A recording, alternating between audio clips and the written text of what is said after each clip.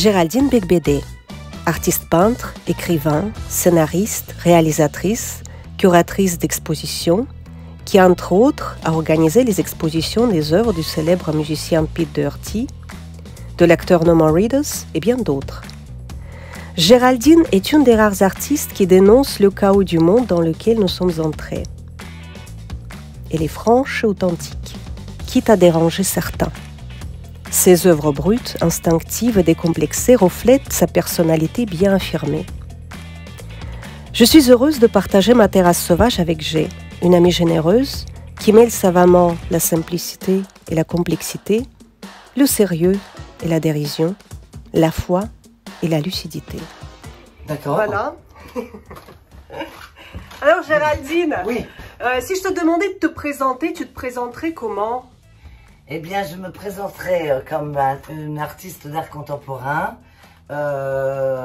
et une artiste tout court, plutôt électron libre, parce que je fais plusieurs choses en même temps. Oui, en fait, tu es très multicasquette et t'as pas je sais pas, de Je me présenterai aussi comme une chercheuse de vérité, en fait. Ah, mais ça c'est bien ça. Tout à fait. Ça c'est rare. Oui.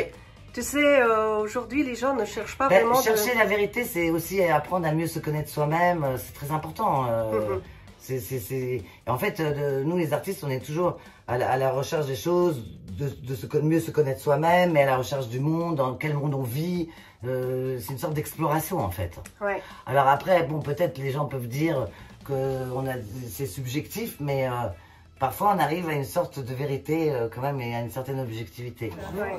Comment ça va? Ça va bien. Ça va bien? Oui. Alors qu'est-ce qu'on boit ce soir? Alors là, nous buvons du Exotiquana, voilà, qui est un détoxifiant en fait. Voilà, parce voilà, qu'on en a grand besoin. Voilà, exactement, de se détoxifier. De se détoxifier, voilà, et c'est très très bon. C'est délicieux. Alors, raconte-moi un peu comment ça va ces derniers temps. Eh bien, ça va, je continue en fait à faire mes expositions. J'ai fait une exposition au 19 rue de Seine, dans une galerie de quelqu'un qui s'appelle Dany. Et puis j'ai fait une exposition là dernièrement, il y a une semaine au moment des fêtes de Noël, dans la galerie de Bellechasse. Et j'ai mon roman qui sort en mars, qui va s'appeler Les Équations amoureuses. Chez Parole Libre. Ben, tu arrives encore à penser à l'amour pendant ces temps durs. Oui, mon roman parle de toutes sortes d'équations mathématiques à partir de l'équation de Drake et comment trouver l'âme sœur à travers l'équation de Drake, qui est aussi une équation pour trouver d'autres sources de vie qui sont en dehors de notre système. Ah, mais c'est intéressant ça, écoute, j'ai hâte de te lire. Hein. Oui, tout à fait. C'est la tienne. Oui, tout à fait. C'est un livre sur toutes sortes d'équations, l'amour physique, jusqu'à l'amour spirituel en fait. Ah, c'est beau ça. Oui. C'est beau. Et le dessin, alors, tu y touches un peu ou Oui, là, j'ai fait 80 dessins, en fait, dont une partie a été exposée dans cette galerie rue de Seine. Et je continue, en fait, je fais beaucoup de peinture, en fait, là, ouais. Je fais des énormes formats, en fait, qui sont de 2 mètres sur 2 ou de 3 mètres sur 2, voilà. D'accord. Qu'est-ce qui t'inspire en ce moment? Moi, je m'inspire toujours de l'actualité, de ce qui se passe en fait. Même s'il n'est pas terrible, quoi. Oui, j'exprime toujours ce qui se passe sur le moment, quoi, en fait. Je dénonce un peu des choses qui se passent. Je t'ai toujours connue comme ça et franchement, t'es une des rares qui, dès le début de cette histoire, hein, comment dire, qui a commencé à créer dans ce sens-là. Et dis-moi... Oui, c'est vrai, ma dernière expo s'appelait d'ailleurs Orwell, la matrice. Que j'ai vu, voilà. Ouais. Et dis-moi, comment tu expliques que beaucoup d'artistes gardent le silence en ce moment, tandis que c'est peut-être le moment justement de dire des choses où tu l'expliques pas? Je l'explique pas trop, je sais pas pourquoi ils gardent le silence. Justement, le rôle d'un artiste, c'est de dénoncer la société dans laquelle il vit. Autrement, c'est ça le rôle d'un artiste. Normalement, oui. Donc, je sais pas pourquoi il...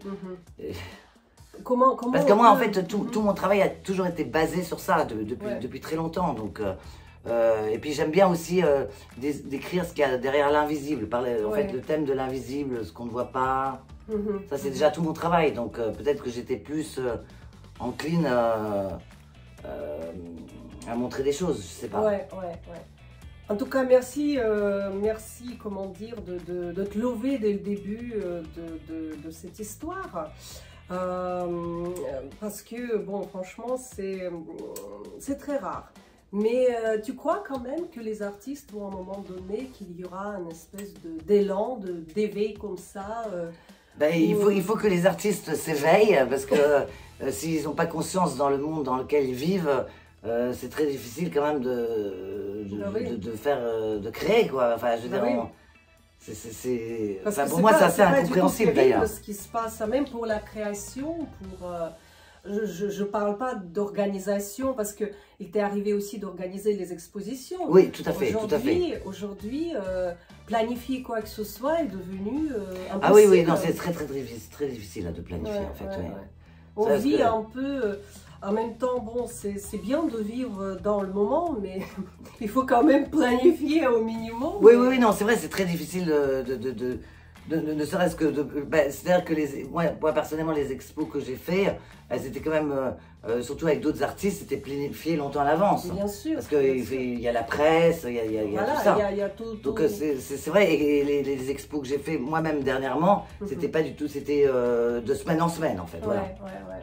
Donc, pas évident. Ouais, non, c'est pas évident. Non, pour les artistes, c'est pas évident. Ah, Géraldine, qu'est-ce que c'est voilà, ce sont tes Alors, deux œuvres. Ça, c'était 2 œuvres que j'ai fait quand j'étais très jeune, en fait. Et que j'ai toujours gardées. Mais t'es toujours très jeune, Oui, mais là j'avais 17 ans. J'avais 17 ans. Voilà. Donc, j'avais 17 ans, 18 ans. Et donc, c'était... bon, c'est 2 œuvres de jeunesse. D'accord. Donc, il y a un chat, puis là, il y a Pink Panthers que j'ai fait aussi. Pink Panthers. J'avais fait toute une série comme ça quand j'étais beaucoup plus jeune. En fait, tu as commencé quand Oh là là, très jeune. Donc, déjà, quand j'étais enfant, je faisais des carnets où en fait, je faisais toujours des slogans avec des dessins à côté. D'accord. Et là, j'ai continué d'ailleurs. Pour le premier confinement, j'ai fait un carnet incroyable qui fait à peu près 200 pages où j'ai écrit tous les slogans que j'entendais à la télévision sur BFM TV, sur CNews, sur Arte. Et à côté, chaque fois, je mettais un dessin. Et en fait, c'est incroyable parce qu'en relisant ce carnet, ça fait comme une histoire. Et c'était ce carnet, je l'ai fait en fait pour essayer de comprendre dans le monde dans lequel j'étais. D'accord. Et c'est incroyable parce que tout ce que j'ai mis sur le carnet est en train d'arriver, mais ces choses ont été dites.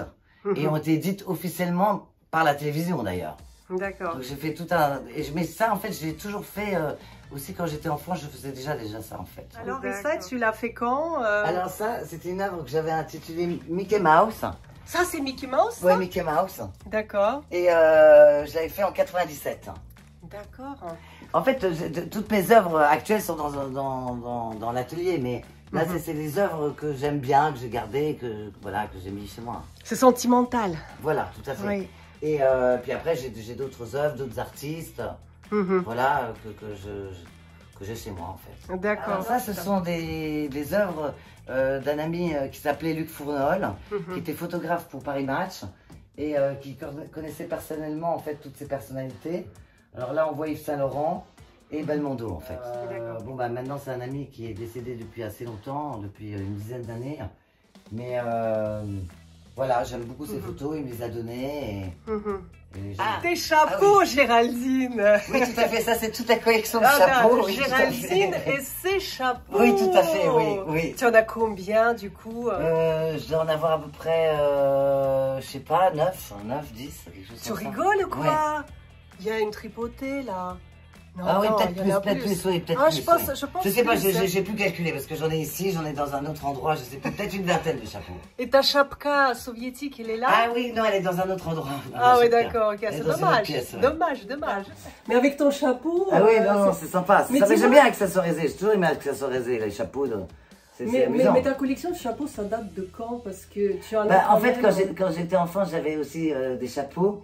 Et puis, j'avais les dents de Raon quand j'étais enfant. Ah ouais. Tu sais, il y avait le truc là... C'est qui t'offrait comme... moi, j'aimais bien acheter Puf Gadget. Ce truc là avec le magazine Raon. J'avais déjà des capes et tout, je me baladais un peu comme ça, quoi. Je m'aimais bien, ouais. D'accord. Dis-moi, Géraldine, bon, c'est vrai que l'époque qu'on vit, elle est quand même assez complexe, hein.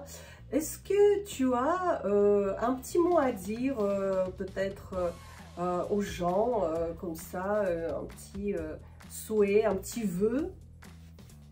Oui, tout à fait. Ben, il faut que les gens gardent foi en l'avenir et qu'on va changer de paradigme et qu'on va aller dans un monde meilleur. Voilà. Oui. Et si tout le monde pense ça d'une façon très positive, les choses vont arriver parce qu'en fait, c'est nous qui créons notre propre futur. Donc, si notre propre futur, on le pense qu'en termes magnifiques, le magnifique arrivera. Si on le pense en termes atroces, l'atroce arrivera. Donc, moi, je veux être dans le positif et dans le fait que c'est une crise, qu'on va sortir de cette crise. C'est pour ça qu'il y a plein de tribulations, de choses qui tirent dans tous les sens et qu'on est dans le chaos. Mais de tout ça, va sortir un monde meilleur. Voilà. C'est le message que je voulais faire passer. C'est un très très beau message. Donc restons optimistes. Voilà, tout à fait, tout à fait. Parce que de toute façon, dans notre état, on en a besoin. Oui, oui, non, tout à fait. Et on ne peut aller que vers le meilleur, puisque la société, l'humain va aller quand même vers le meilleur. Je ne pense pas que l'humain va aller vers une société dystopique et complètement folle. Non, non, non, non. En tout cas, pas nous. Voilà, nous, on ne veut pas. Nous, on ne veut pas. Voilà, exactement.